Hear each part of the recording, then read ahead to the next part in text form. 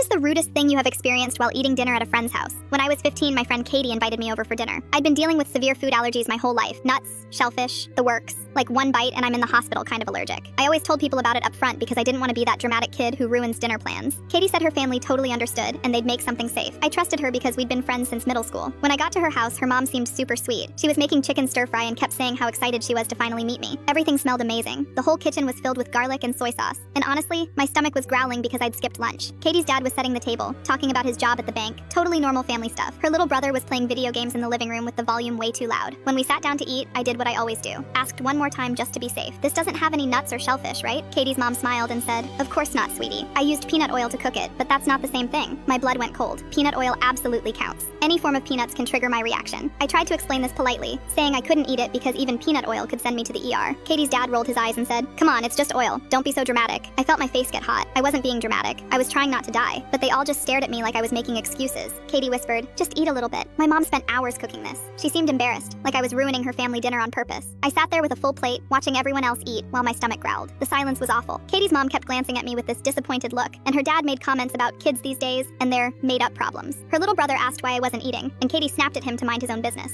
After about 20 minutes of torture, I said I had to go home. Katie's mom said, "Well, I hope you enjoyed not eating the meal I worked so hard on." The sarcasm in her voice was clear. Katie walked me to the door and muttered, "Thanks for making everything weird." I went home hungry and cried in my room. My mom made me a sandwich and listened while I told her what happened. She was furious and wanted to call Katie's parents, but I begged her not to because I didn't want more drama. The worst part came 3 days later at school. Katie had told everyone I was just being picky and probably faked my allergies for attention. She said I embarrassed her family and made her mom feel terrible. Soon, half our grade thought I was this spoiled kid who made up allergies to get out of eating food I didn't like. I had to bring a note from my doctor to school explaining that my allergies were real and life-threatening. The nurse had to make an announcement during lunch about food allergy awareness. It was mortifying, but at least people stopped calling me a faker. Katie and I never hung out again after that.